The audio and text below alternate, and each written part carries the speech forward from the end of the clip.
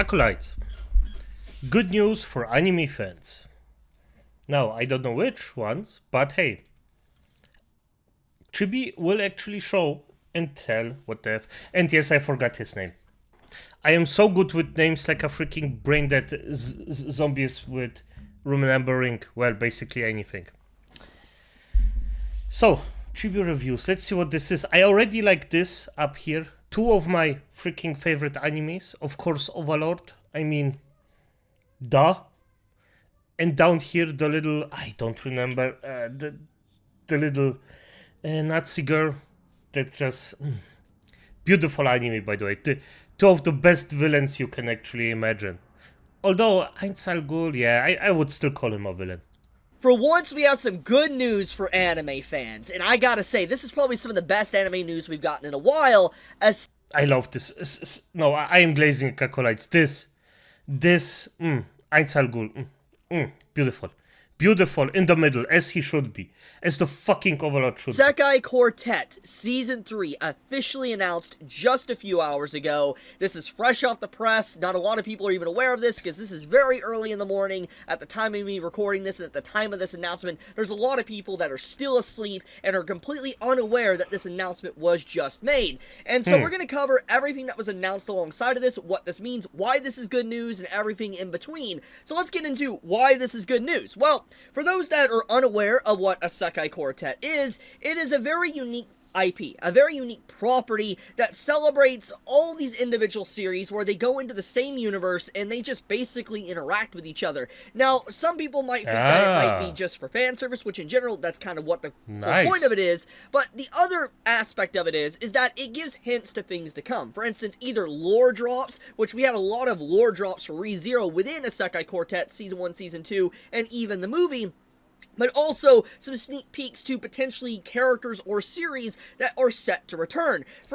I mean, Sakai Quartet, it sounds like something fun. I did never seen this, by the way, Acolytes.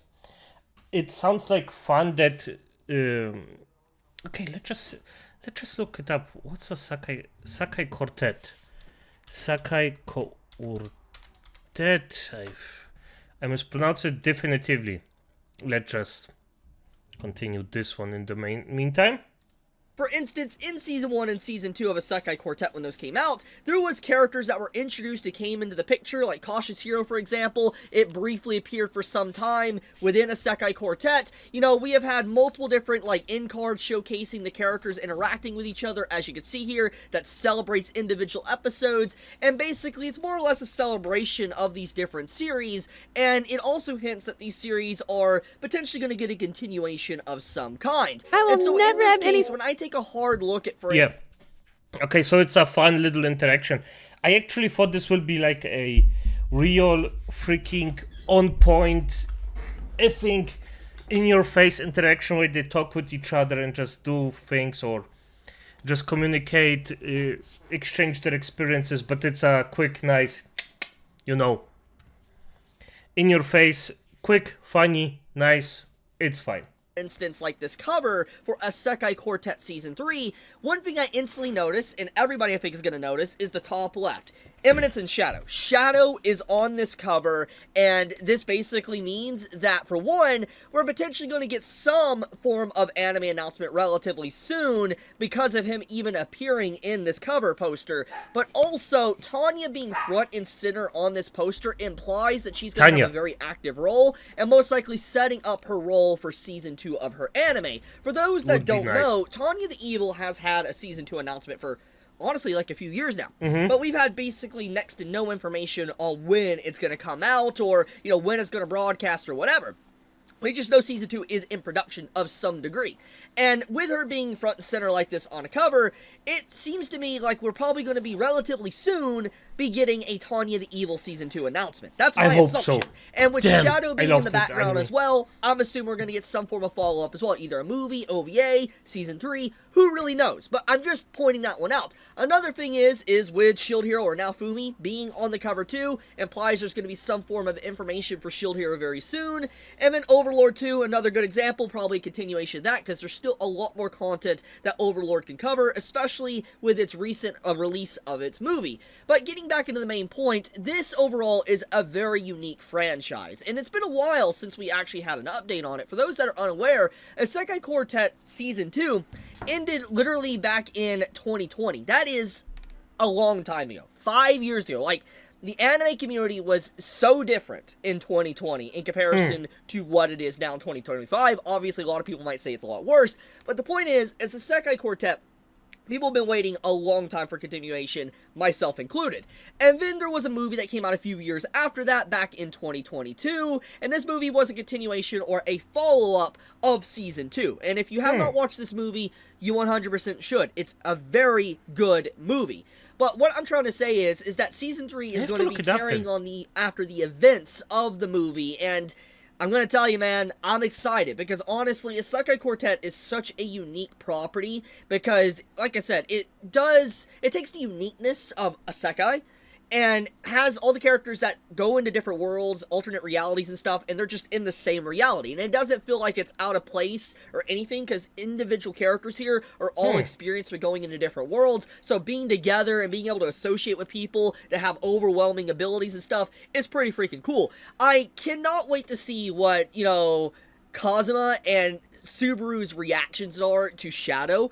I am legitimately curious on that, because anyone that, has watched Imminence in Shadow knows that Shadow is just super freaking edgy, man. Like, he is just, he's a chuny, he is an edgy man. And I cannot wait to see Kazuma and Subaru just react to him, because they're gonna probably just cringe up just looking at the man. It's gonna be hilarious to see. I hope so. Okay, I'm gonna binge watch all of those, because this sounds freaking funny. Especially if Ain Al Ghul is within their, acolytes. I have to. I have no will to say, or no saying in this. This is just what I must do. And a Lich must do what a Lich must do.